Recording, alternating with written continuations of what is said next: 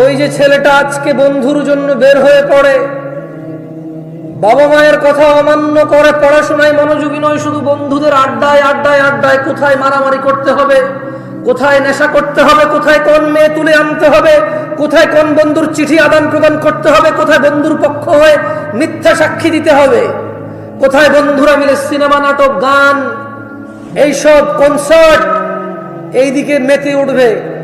ওয়ালা ইয়াসআলু হামিমুন হামিমা, সেদিন কোন অন্তরঙ্গ বন্ধু কোন অন্তরঙ্গ বন্ধুর খোঁজ নেবে না।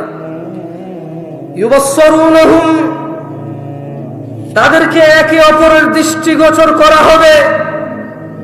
ইয়াওয়াদ্দুল মুজরিমু লাউ ইফতাদি মিন আযাবি ইয়াওমাইযিন বিবানি, ইয়াওয়াদ্দুল মুজরিমু লাউ ইফতাদি মিন আযাবি ইয়াওমাইযিন বিবানি। অপরাধী চাইবে, জুয়াখোর, মদখোর, নেশাখোর, ডাকাত, চোর, দুর্নীতিবাজ, ঘুষখোর, সুদখোর, মুশরিক, কাফের, মুনাফিক, বেঈমান, নর্তকী, গায়কী, ধোঁকাবাজ, মক্কার, গাদ্দার, ডাকাত, মিথ্যুক, বাবা মায়ের সাথে অন্যায়কারী, মানুষের হক নষ্টকারী, মানুষের উপর জুলুমকারী, জালেম, এক কথায় পৃথিবীর যত অপরাধী মানুষ অপরাধী আছে। ইয়াওয়াদ্দুল মুজরিমু লাউ ইফতাদি মিন আযাবি ইয়াওমাইযিন বিবানি, অপরাধী চাইবে সেদিনের শাস্তি থেকে মুক্ত হওয়ার জন্য পণ হিসেবে, বলবে ইয়া আল্লাহ, ইয়া আল্লাহ, আপনি আমার সন্তান সন্ততিকে নিয়ে যান, জাহান্নামে ফেলে দেন, কি করবেন করেন, আপনার ইচ্ছা, আজকের আযাব থেকে আমি জামশেদকে বাঁচান, ইয়া আল্লাহ, আজকের আযাব থেকে আমি আব্দুল্লাহ, আব্দুর রহমান, রফিক, শফিক এদেরকে বাঁচান, ইয়া আল্লাহ, সোহেল, ইয়া আল্লাহ আপনি বাঁচান সোহেলকে। সোহেল বলবে ইয়া আল্লাহ, এই আদরের সন্তান, যার পড়াশোনা, যার খাবার দাবার, সুন্দর চলাফেরা, মরে যাওয়ার পরে কে দেখবে আমার ছেলেকে? ছেলের জন্য রেখে যেতে হবে বাড়ি, জায়গা, জমি, বিয়ে নিজে করাই দিতে হবে, চাকরি বাকরির জন্য ঘুষ, আরো কত কি ব্যবস্থা করতে হবে আমাকে। তো আমি কি করব? আমি শুধু ভ্যান চালাবো, নামাজ পড়বো না। আমি ভ্যান চালিয়ে, রিক্সা চালিয়ে, মাটি কেটে, চাকরি করে ব্যাংকে, সুদ, ঘুষ, দুর্নীতি, মিথ্যা কথা, বাটপাড়ি, চুরি, রাহাজানি, ধোঁকাবাজি, আমি সব করব, টাকা জমাবো ছেলে মেয়ের জন্য। যে বাপটা এমন সিদ্ধান্ত নিয়েছে, ওই বাপটা বলবে আল্লাহ আপনি পণ হিসেবে সন্তান কেনেন, কিন্তু আমাকে আপনি স্বস্তি দেন আজকের দিনে, আজকের এই শাস্তি থেকে আপনি আমার সন্তান সন্ততিকে পণ হিসেবে নিয়ে আমাকে মুক্তি দেন। ওয়াসাহিবাতিহি ওয়া আখি, আর বলবে ইয়া আল্লাহ, ইয়া আল্লাহ আপনি আমার স্ত্রীকেও নিয়ে নেন, আমার ভাইকেও নিয়ে নেন, আজকের দিনের আযাব থেকে আপনি আমাকে মাফ করে দেন। ওয়াফাসিলাতিহি আল্লাতী তুই, আর তার পুরো জ্ঞাতি গোষ্ঠী যারা তাকে আশ্রয় দিত, সে তাদেরকেও দিয়ে দিতে চাইবে আল্লাহকে। বলেন তো, অপরাধী আযাব থেকে বাঁচার জন্য কাকে দিতে চাইবে পণ হিসেবে? আল্লাহকে। কাকে? আপনারা কি, আমি তো সাউন্ড কমাই দিছি যাতে স্পষ্ট করে বোঝেন। অনেক সময় সাউন্ড বেশি হলে বোঝা যায় না, জানেন? অনেক সময় ইকো সাউন্ড বেশি হলে ওয়াইজের গলা সুন্দর হয়, কথায় একটা ভাবটা ফুটে ওঠে, কিন্তু বুঝে আসে না কিছু মানুষের। আমি তো সাউন্ডটা কমাই দিছি যাতে আপনি স্পষ্টভাবে শুনতে পারেন। বলেন তো, অপরাধী আল্লাহর কাছে শাস্তি থেকে মুক্তি পেতে পণ হিসেবে কাকে দিতে চাইবে প্রথমে? তারপর তারপর তারপর জ্ঞাতি গোষ্ঠী। তারপর কাকে দিতে চাইবে? জ্ঞাতি গোষ্ঠী দিতে চাইবে। ওয়ামান ফিল আরদি জামিআন সুম্মা ইউনজি, আর জমিনে যারা আছে তাদের সবাইকে সে দিতে চাইবে রক্ষা পাওয়ার জন্য। আল্লাহকে বলবে আল্লাহ সন্তান নাও, স্ত্রী নাও, ভাই নাও, জ্ঞাতি গোষ্ঠী সব নাও, দুনিয়ার সবাইকে নাও, তবে ইয়া আল্লাহ এই তুমি আমাকে আজকে আশ্রয় দাও, আমাকে আজকে তুমি রক্ষা করো। রাজশাহীর মোহনগঞ্জ, এটা না, মোহনপুরের মানুষকে বলবো, মহিলা ও পুরুষকে, আমার বোনরা যারা বেপরদা হয়ে চলাফেরা করে, আর আমার ভাইরা যারা মনে করে পর্দা শুধু মহিলার উপরে ফরজ, পুরুষের কোনো পর্দা নাই, উভয়কে বলতে চাই, ভাই তুমি তোমার চক্ষু অবনত করো, লজ্জাস্থানের হেফাজত করো। বোন তোমাকে বলতে চাই, তুমি তোমার সৌন্দর্য গোপন করো, লজ্জাস্থানের হেফাজত করো। সেদিন ছেলে সন্তান, বাপ মা, ভাই বোন, জ্ঞাতি গোষ্ঠী, পুরো পৃথিবীর কোনো কিছু দিয়ে মুক্তি পাওয়া যাবে না। কেন? কারণ আল্লাহ বলবেন কাল্লা, কখনো নয়, ইন্নাহা লাযা, নিশ্চয় এটা লেলিহান অগ্নি, নাজ্জাআতাল লিশ-শাওয়া, যা মাথার চামড়া খসিয়ে দেবে, তাদউ মান আদবারা ওয়া তাওয়াল্লা, জাহান্নাম ওদেরকে ডাকবে, ওকে ডাকবে, মান আদবারা ওয়া তাওয়াল্লা, যে পৃষ্ঠ প্রদর্শন করেছিল এবং মুখ ফিরিয়ে নিয়েছিল। মুয়াজ্জিন বলেছিল হাইয়া আলাস সালাহ, নামাজে আসো, সে ভ্রুক্ষেপ করেনি, সে আসেনি। ওয়াইজিনরা, খতিবরা, ইমামরা, মুহাদ্দিসরা, মোল্লারা, নেক মানুষরা বলেছিল বিয়েতে গায়ে হলুদ বাজাস না, এ গান বাজনা বাজাস না, পৃথিবী ধ্বংস হবে, এইসব বাদ্যযন্ত্রের কারণে ভূমিকম্পনে পৃথিবী চৌচির হয়ে যাবে। কেউ সেটা মানেনি, কেউ মানেনি। জিনা, ব্যভিচার, নেশা এমন এক রোগে পরিণত হয়েছে, 3 বেলা ভাতের চাইতেও সহজ। মানুষ ভাত না খেয়ে একদিন থাকতে রাজি আছে, রোজা রাখবে, সিগারেট ছাড়তে রাজি নাই একদিনের জন্য। ইফতারের পরের খাদ্যটা তার সিগারেট হয়। তাদউ, জাহান্নাম ডাকবে, মান আদবারা ওয়া তাওয়াল্লা, যে মুখ ফিরিয়ে নিয়েছে এবং পৃষ্ঠ প্রদর্শন করেছিল তাকে। ওয়া জামাআ ফাআওয়া, আর সম্পদ জমা করেছিল যে, অতঃপর তা সংরক্ষণ করে রেখেছিল। কত মিসকিন, ফকির, কত অসুস্থ মানুষ, কত দ্বীনি কাজ, কত আল্লাহর কাজ, কত আল্লাহর পথ, কত জায়গায় সম্পদের জন্য থেমে গিয়েছে, গতি কম হয়ে গেছে, বেগবান হতে এটা কত প্রবলেম করতে হয়, পোহাইতে হয়, কিন্তু সে তার সম্পদ রেখেছে এবং জমা করেছে। জাহান্নাম ডাকবে যে পৃষ্ঠ প্রদর্শন করে এবং মুখ ফিরিয়ে এনে যে সম্পদ জমা করে ও সংরক্ষণ করে রাখে।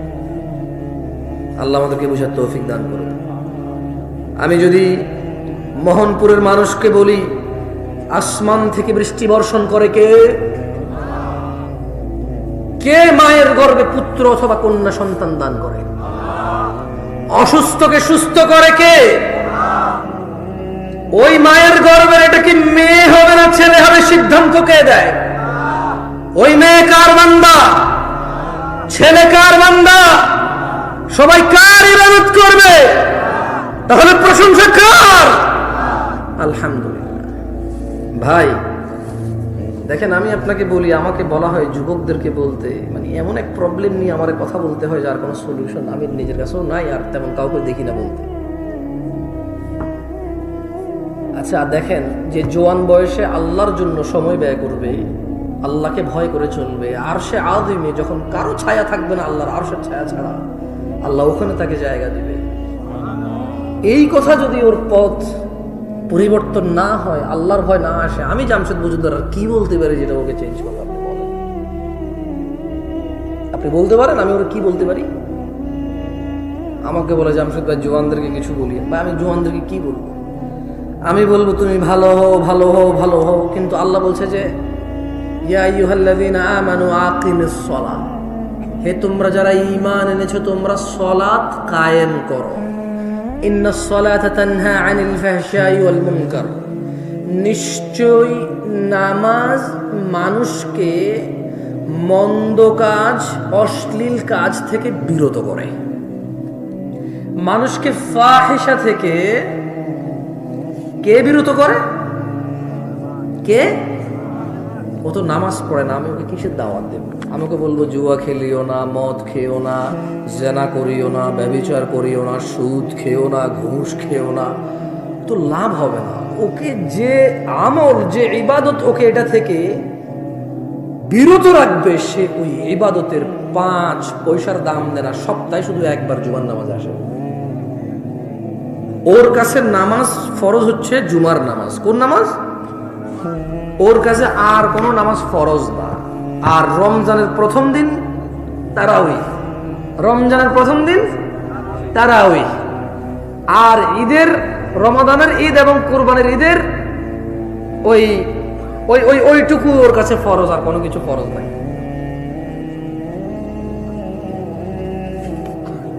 আমি আপনাদের বিরক্ত করব না, আমি সলাত নিয়ে সামান্য একটু কথা বলে আমি ফজিলতুল শেখ ডক্টর মুজাফফর বিন মোহসেন হাফেজুল্লাহকে আবার এখানে আমন্ত্রণ করব।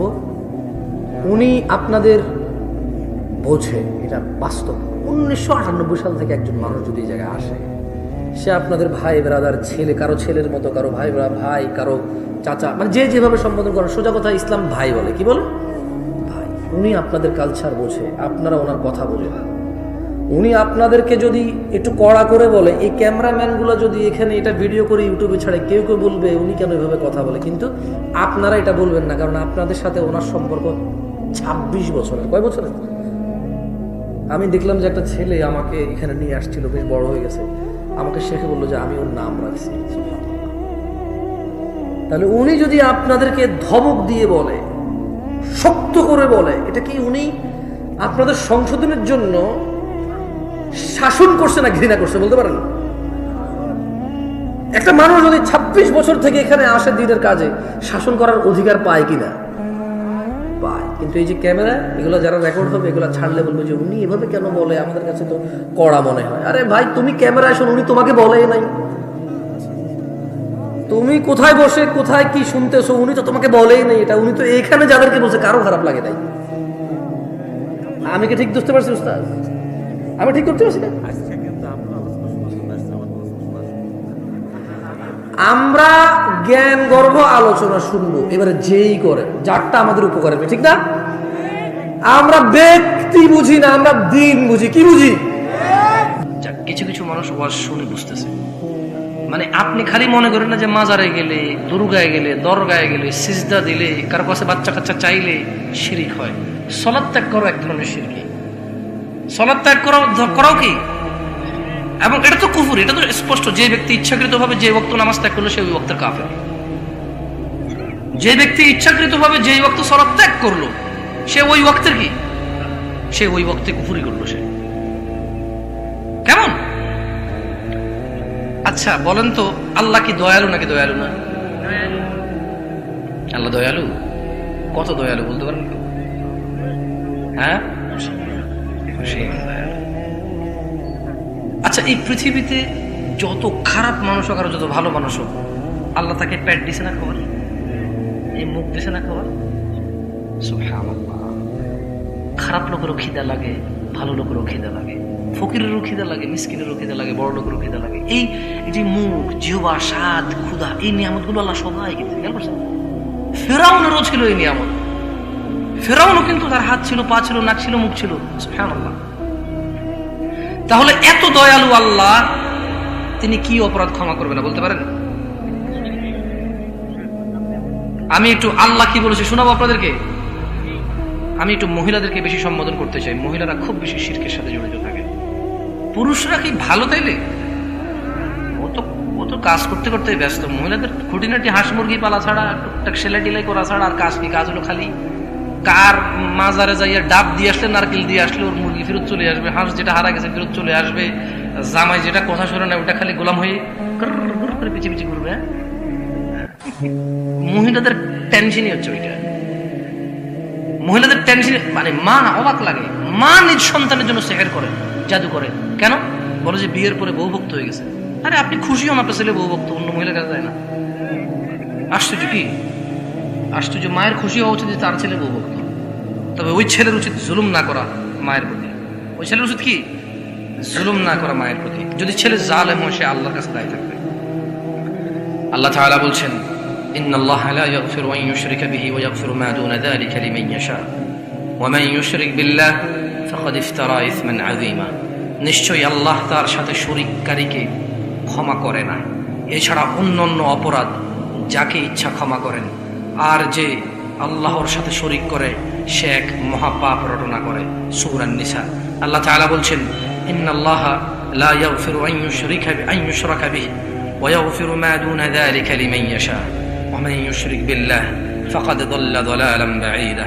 নিশ্চয়ই যে আল্লাহর সাথে শিরিক করলো, নিশ্চয়ই আল্লাহ তার সাথে শিরিক করাকে ক্ষমা করেন না, আর তার থেকে ছোট যাবতীয় গুনাহ যাকে ইচ্ছা ক্ষমা করে। জি, আল্লাহ যাকে ইচ্ছা কি করে? ক্ষমা করে। এই জন্য আমরা কাউকে বলতে পারবো না তুই জাহান্নামে যাবি, তুই খারাপ, আমি ভালো, তুই অপবিত্র, আমি পবিত্র। এরকম একদম নাম ধরে ধরে স্পেসিফিক করে কাউকে কিছু বলা যাবে না, কারণ আল্লাহ যাকে খুশি ক্ষমা করে। আল্লাহর ইচ্ছার সাথে কারো জোর জবরদস্তি আছে? আল্লাহর ইচ্ছার সাথে কারো জোর জবরদস্তি নাই। তাই আল্লাহ সুবহানাহু ওয়া তাআলা বলছেন, আর যে কেউ আল্লাহর সাথে শিরিক করে সে ভীষণভাবে পথভ্রষ্ট। দিনী ভাইয়েরা, আল্লাহ তাআলা বলছেন, ইন্নাহু মান ইউশরিক বিল্লাহ ফাকাদ হারামাল্লাহু আলাইহিল জান্নাহ ওয়া মাওয়াহুন নার ওয়া মা লিয-যালিমিন মিন আনসার। নিশ্চয়ই কেউ আল্লাহর সাথে শিরিক করলে আল্লাহ তার জন্য জান্নাত অবশ্যই হারাম নিষিদ্ধ করে দিয়েছেন এবং তার বসবাস হবে চিরস্থায়ী জাহান্নাম, আর জালেমদের জন্য কোনো সাহায্যকারী নেই। জি, কেল্লা বাবা ঘোড়া বাবা কেউ কাজে আসবে না। আল্লাহ তাআলা বলেন, ইন্নাল্লাযীনা কাফারু মিন আহলিল কিতাব ওয়াল মুশরিকিনা ফি নারি জাহান্নাম খালিদিনা ফিহা উলাইকা হুম শাররুল বারিয়া। নিশ্চয়ই কিতাবাদীদের মধ্যে যারা কুফরি করেছে তারা মুশরিকরা জাহান্নামের আগুনে চিরস্থায়ীভাবে বসবাস করবে। তারাই সৃষ্টির সবচাইতে নেককার মানুষ। সুতরাং আলিম পাড়ার মানুষ, তোমরা আল্লাহর দয়ার দিকে আসো। আলিম পাড়ার মহিলা ও পুরুষ, আলিম পাড়ার যুবক ও বৃদ্ধ, আলিম পাড়ার ধনী ও দরিদ্র, তোমরা তাওহীদের দিকে ফিরে আসো। আল্লাহ সুবহানাহু ওয়া তাআলা বলছেন, কুলিল্লাহুম্মা মালিকাল মুলক, বলুন সার্বভৌম শক্তির মালিক আল্লাহ। তুতিল মুলকা মান তাশা ওয়া তানজিউল মুলকা মিম্মান তাশা ওয়া তুইজ্জু মান তাশা ওয়া তুযিল্লু মান তাশা বিয়াদিকাল খায়র ইন্নাকা আলা কুল্লি শাইইন কাদির। আলিম পাড়ার মানুষ, আল্লাহ তাআলা বলছে, তোমরা আল্লাহের সার্বভৌম ও শক্তির মালিকানা আল্লাহ সুবহানাহু ওয়া তাআলার। অতঃপর আল্লাহ যাকে খুশি ক্ষমতা দেয় এবং যার থেকে খুশি তা কেড়ে নেন।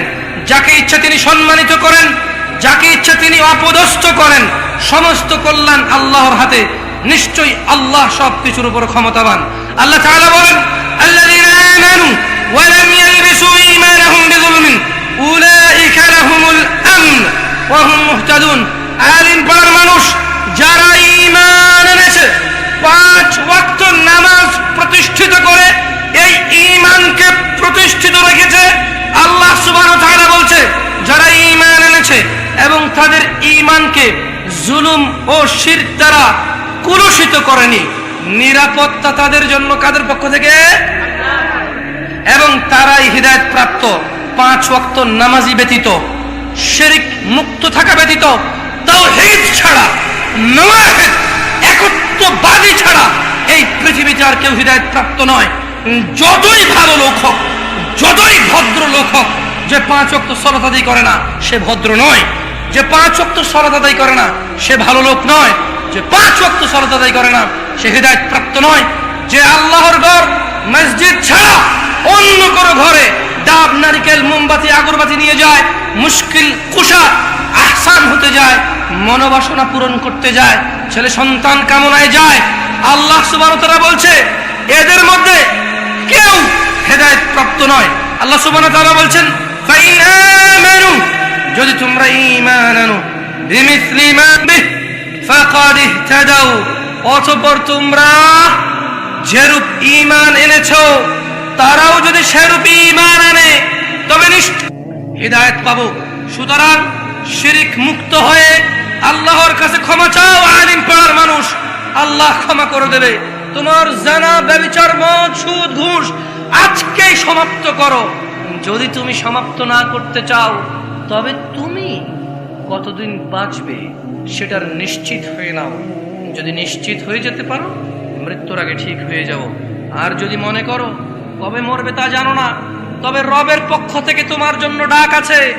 ও আলিম পাড়ার মানুষ, ধনী ও দরিদ্র, খেটে খাওয়া ও উচ্চ বিলাসী উচ্চ শিক্ষিত, ও আলিম পাড়ার দরিদ্র পরীক্ষার্থী আল্লাহর পক্ষ থেকে, ও আলিম পাড়ার ধনী পরীক্ষার্থী আল্লাহর পক্ষ থেকে তোমাদেরকে তোমার রব ডেকে বলছে, ওয়াসারিউ ইলা মাগফিরাতিন মির রাব্বিকুম ওয়া জান্নাতিন আরদুহা আস-সামাওয়াতি ওয়াল আরদ উইদ্দাত লিল মুত্তাকিন।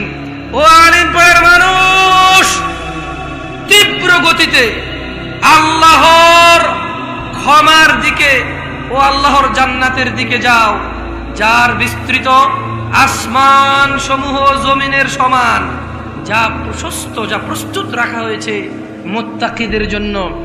আলিম পাড়ার অপরাধীরা, বাংলার জমিনের অপরাধীরা, আমি নিজেকে এখান থেকে বাদ দিয়ে বলছি না, আল্লাহ তাআলা সুযোগ দিয়েছেন। ও তারা যারা তোমরা নিঃশ্বাস নিতে পারছো, তোমাদের যাদেরকে আমার রব এখন পর্যন্ত সুযোগ দিয়ে যাচ্ছে, তোমাদের জন্য ভালো খবর আছে। যা করেছো করেছো, যা করেছো করেছো, মনে আছে অথবা ভুলে গেছো। যা করেছো করেছো, মনে আছে অথবা ভুলে গেছো। সংশোধন ফেরত দেওয়া সম্ভব অথবা অসম্ভব। যাই করে ফেলেছো করে ফেলেছো। ওয়াসারিউ ইলা মাগফিরাতিন মির রাব্বিকুম, তোমরা সবাই রবের ক্ষমার দিকে দ্রুত আসো, দ্রুত নিজেকে সংশোধন করো। আমার আল্লাহ বলছেন মুহাম্মদ সাল্লাল্লাহু আলাইহি ওয়াসাল্লামকে বলে দিন, কুল লিইবাদিয়াল্লাযীনা আসরাফু আলা আনফুসিহিম লা তাকনাতু মির রাহমাতিল্লাহ ইন্নাল্লাহা ইয়াগফিরুয যুনুবা জামিআ ইন্নাল্লাহা ইয়াগফিরুয যুনুবা জামিআ। আলিম পাড়ার ও বেঁচে থাকা মানুষরা, মা ও বোনেরা, ভাইয়েরা, আলিম পাড়ার পুরুষ ও নারীরা, আলিম পাড়ার বিবেকবান মানুষরা, ধনী ও দরিদ্ররা, তোমাদের রব তোমাদেরকে বলছে, কুল ইয়া ইবাদিয়াল্লাযীনা আসরাফু আলা আনফুসিহিম, হে আমার বান্দারা, তোমরা যারা নিজেদের প্রতি অবিচার করেছো, লা তাকনাতু মির রাহমাতিল্লাহ, আল্লাহর দয়া থেকে নিরাশ হয়ো না। আলিম পাড়ার মানুষরা, ও ঘুষখোর সুদখোররা, ও যুবক বৃদ্ধ জানাকারীরা, ও জালেমরা, ও বেনামাজি কাফের মুশরিকরা, ও অন্যায়কারীরা, ও মুনাফিকরা, ও ধোঁকাবাজরা, যা করেছো করেছো, তোমাদের রব তোমাদেরকে জিন্দা রেখেছে। এটা ওনার পক্ষ থেকে তোমাদের জন্য এই পৃথিবীর সবচাইতে বড় নিয়ামত। বেঁচে আছো মানেই ক্ষমা চাওয়ার সুযোগ আছে, বেঁচে আছো মানেই সংশোধনের সুযোগ আছে। দরিদ্র রিক্সা চালাও, তুমি হতাশ না। তোমার বেঁচে থাকা তোমার জন্য কত বড় নিয়ামত। যেদিন অপরাধ সংশোধন না করে মারা যাবা, সেদিন তুমি বুঝতে পারবা। রব লা তাকনাতু মির রাহমাতিল্লাহ। ও ইবাদ, যারা তোমরা আল্লাহর বান্দা আছো, তোমরা আল্লাহর দয়া থেকে নিরাশ হইও না। ইন্নাল্লাহা ইয়াগফিরুয যুনুবা জামিআ, নিশ্চয় আল্লাহ ক্ষমা করে দেবে সকল গুনাহ। বলো তো, সকল গুনাহের মধ্যে কোন গুনাহটা বাদ যায় না? শিরক বাদ যায় না। কেন বাদ যাবে? আপনি ক্ষমা চেয়ে নিচ্ছেন না। চিরস্থায়ী জাহান্নামী কোন মুশরিক? যে মুশরিক ক্ষমা না চেয়ে মারা গেল। মানে কি আপনি বুঝেননি? মানে শিরক কত বড় অন্যায় আমি একটু এক্সপ্লেইন করি। একটু আমি শেষ করে ফেলবো, কেমন? আমার দেরি হয়ে যাচ্ছে। খুব সিম্পলি একটু এই আলিম পাড়ার মানুষকে একটা এক্সপ্লেনেশন দিই, কেমন? দেখেন, শিরক সবচেয়ে বড় অপরাধ কেন জানেন? মানে একটা মানুষ যদি মুশরিক থাকে আর সে শিরক অবস্থায় মারা যায়, বিচারের দিন তার কোনো ক্ষমা নেই আর।